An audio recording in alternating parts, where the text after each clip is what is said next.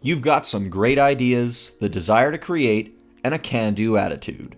But what you don't have is thousands of dollars to pour into your passion project. So what can you do? Do you have to give up on your dreams of filmmaking until you win the lottery? Absolutely not.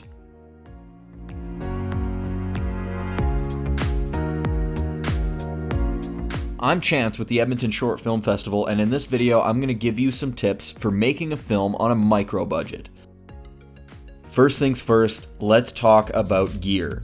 Now, it's true that professional film gear can cost many thousands of dollars between the camera, lenses, audio equipment, lighting equipment, and everything in between. But the truth is, you don't need a bunch of fancy equipment to make a compelling film. First, assess what equipment you already have access to. Do you have a camera, any microphones, a tripod, any lighting equipment, etc.? If not, can you borrow any of these things from friends? If you can't find a camera, don't forget that pretty much any modern cell phone can shoot HD video. Once you know what you have, you can figure out what you need to get. There are a few ways to find equipment for cheap. The first one is to buy used. You can check sites like Kijiji or Facebook Marketplace for people selling equipment directly, or you can look at pawn shops.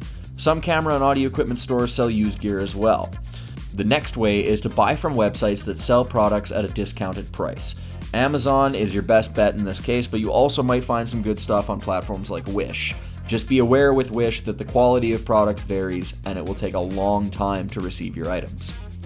The last way is not to buy at all. I am of course talking about renting your gear.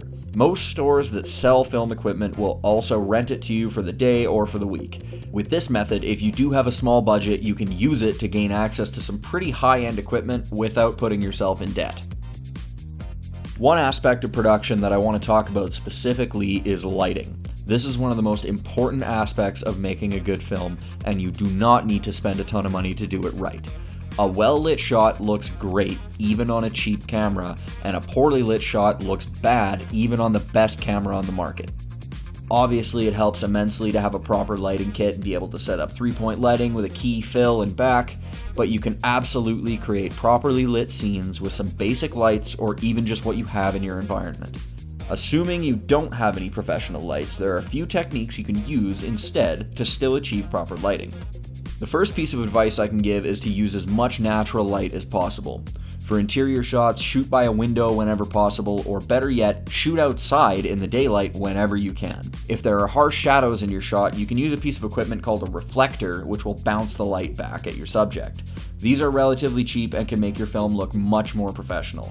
If you still can't afford that, then a big sheet of white paper or cardboard will work in a pinch. Similar to natural light, but not quite the same, is ambient light.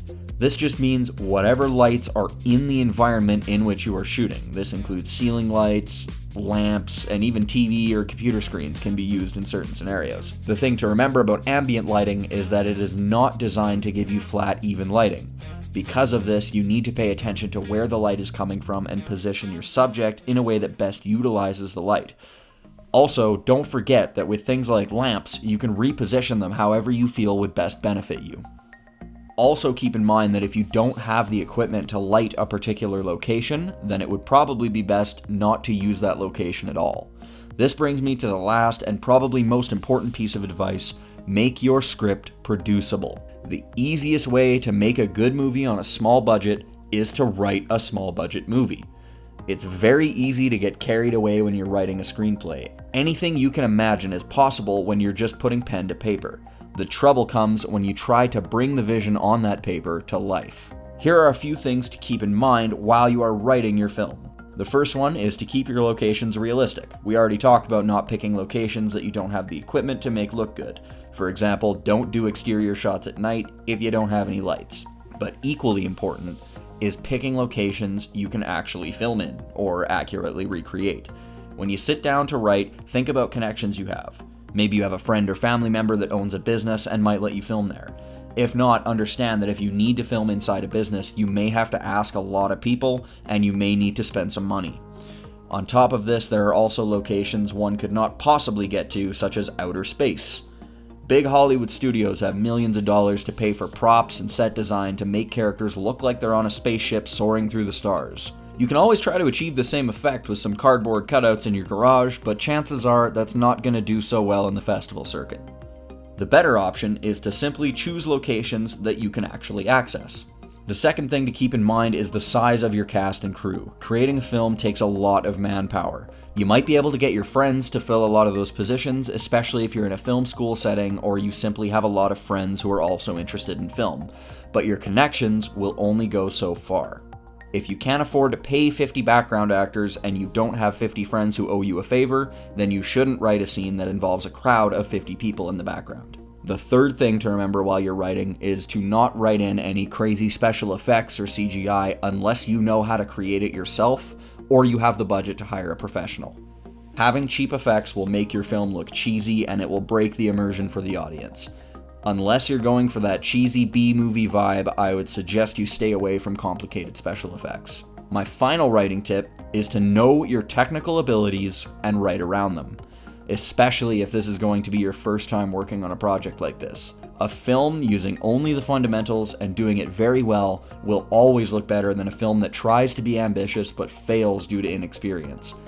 So save your 10-minute continuous shot with a meticulously choreographed fight scene for a later project when you have the experience to pull it off. And above all else, remember that a compelling story can outshine technical imperfections. So tell a story that gets people invested, and don't worry too much if the technical aspects aren't perfect. And most importantly, have fun!